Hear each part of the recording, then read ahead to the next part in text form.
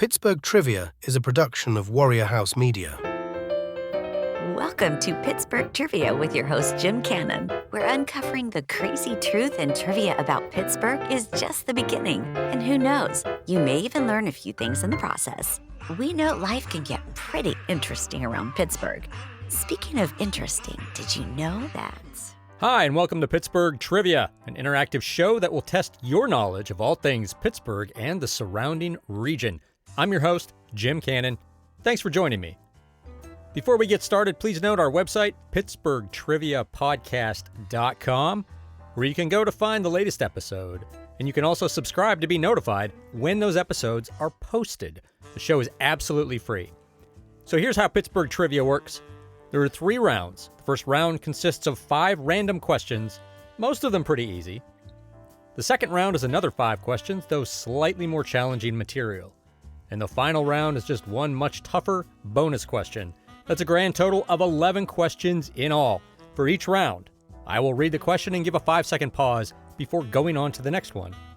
At the end of each round, I'll repeat each question before revealing the answers, along with some supplemental information. See, you can have fun and learn some things too. So those are the rules. If you're ready, let's get started. Round 1, question 1. Many of you have probably seen the sculpture of a dinosaur in front of the Carnegie Museum of Natural History on Forbes Avenue. The piece is modeled after the species Diplodocus carnegie, but this dino has a nickname. What is it? And question 2. This is a multiple choice question. What year did Kennywood open? Was it 1889, 1898, or 1905? Question 3. Actress Barbara Feldon, a Pittsburgh native, played Agent 99 in this TV series from 1965 to 1970.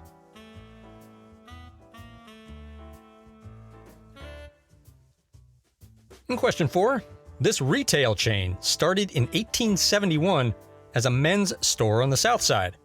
In 1877, the store moved downtown. Its well-known clock at the corner of 5th Avenue and Smithfield Street was a city landmark for decades and served as a meeting place for shoppers and city visitors.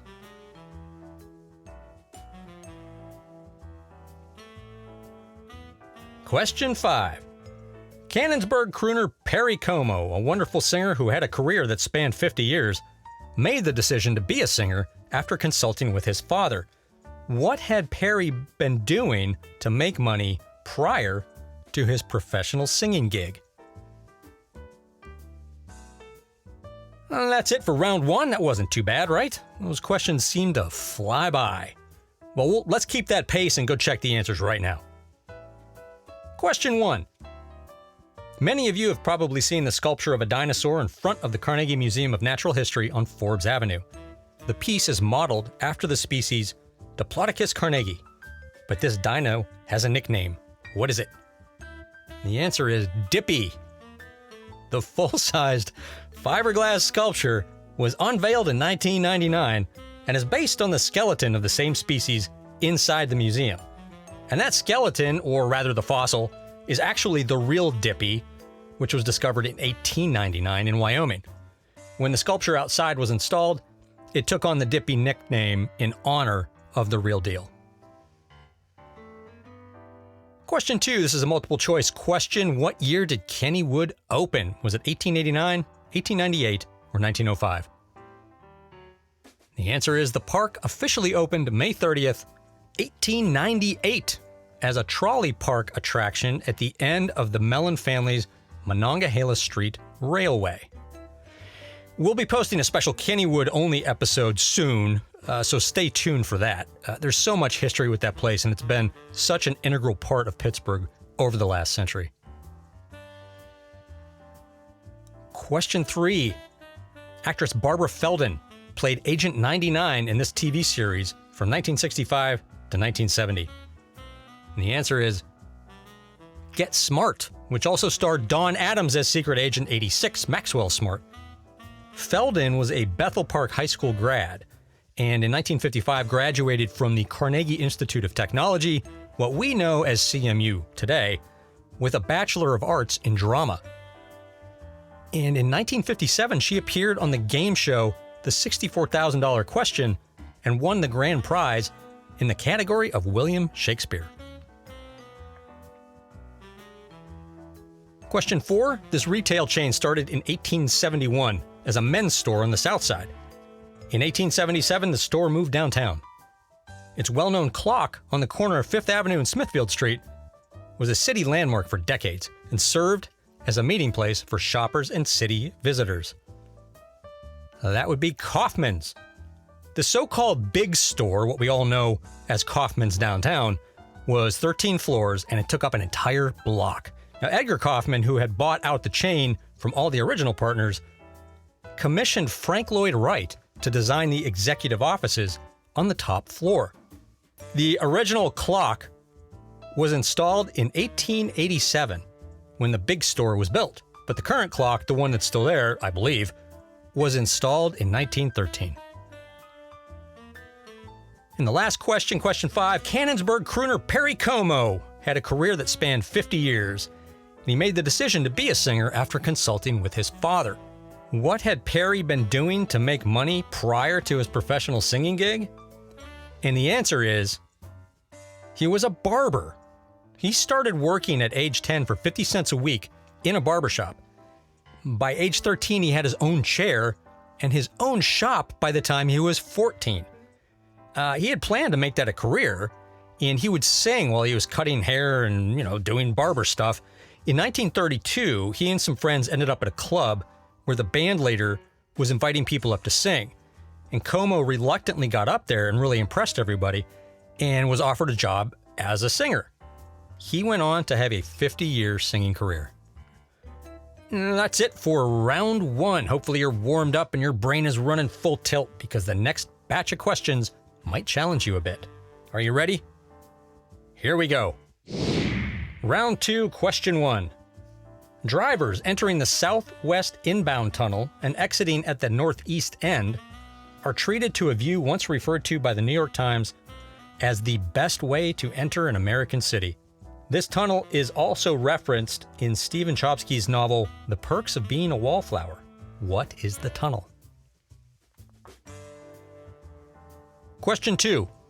This building's address is 4141 5th Avenue in Oakland, and it is the largest memorial in the United States dedicated solely to honoring all branches of military veterans and service personnel. Question 3. From 1891 to 1911, this was missing from Pittsburgh, and it took 20 years to get it back.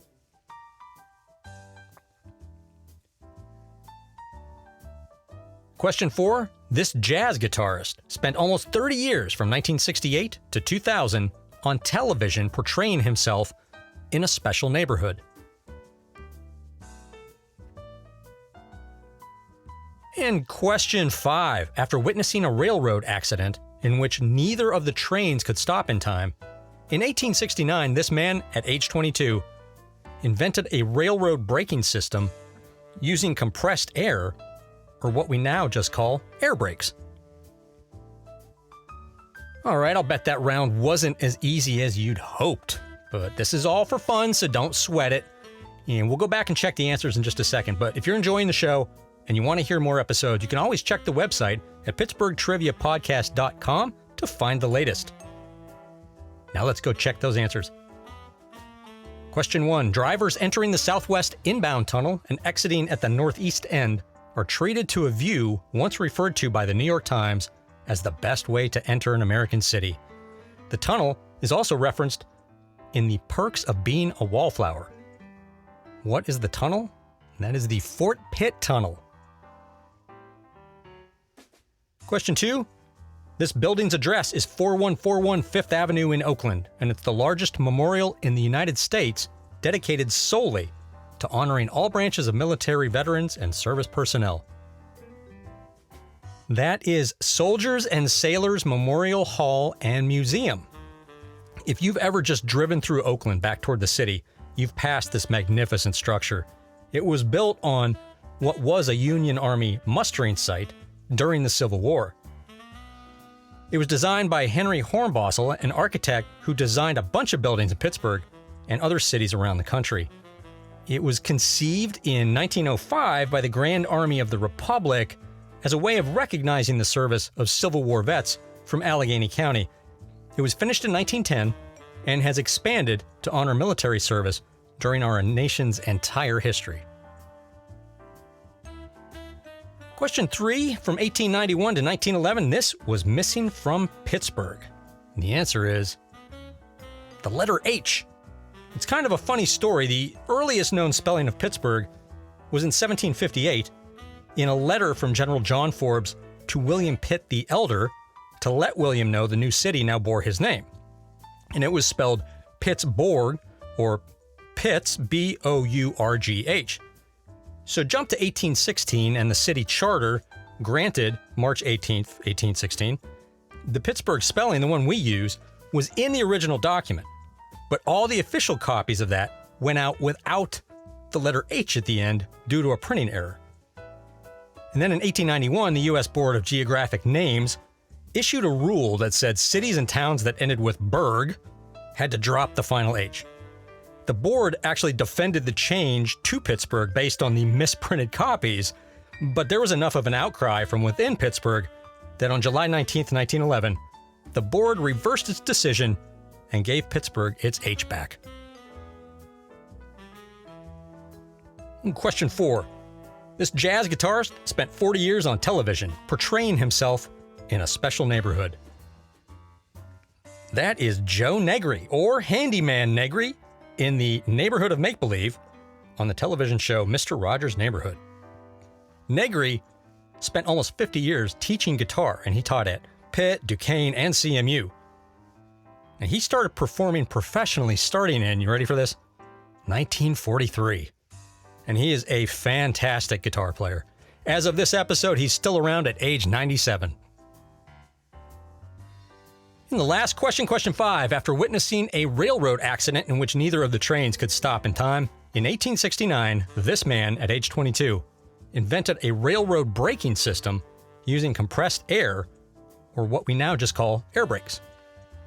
That is George Westinghouse. The system was introduced in 1869, and Westinghouse patented it in 1873. It was important because the device enabled trains to be stopped with fail-safe accuracy by the locomotive engineer for the first time, and it was eventually adopted on the majority of the world's railroads. That's 2 rounds complete. How did you do? I hope you did well, and I hope you're having fun. So without haste, we're going to head right to the bonus question.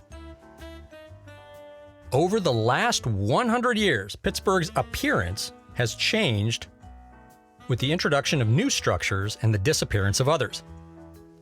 On February 11th, 2001, this iconic structure, first erected in 1970 and so integral to the city's identity, vanished forever with an estimated 30,000 people watching. What was it?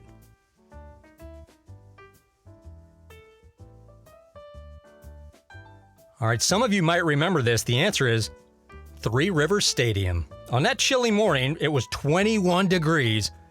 Over 20,000 people watched from Point State Park and another several thousand from Mount Washington as a guy from the demolition company pushed the button to set off a 19-second implosion. The demolition of the stadium cost $5.1 million and used 4,800 pounds of explosives. As for the historic sports memories from that place, stay tuned for future episodes with questions about the stadium because it has such a rich history with sports and with other events. And that's it for this episode. Hope you had fun with these questions, maybe learned something while playing along. Please keep checking back here for the latest episode. Thank you so much for listening, and we'll see you next time. What? You're never gonna believe this. We'll leave that nugget for next time. So if you want more wacky Pittsburgh trivia, be sure to subscribe and we'll invite you back to our next episode. But if you just can't wait, visit our website at pittsburghtriviapodcast.com, where we think Pittsburgh trivia isn't trivial.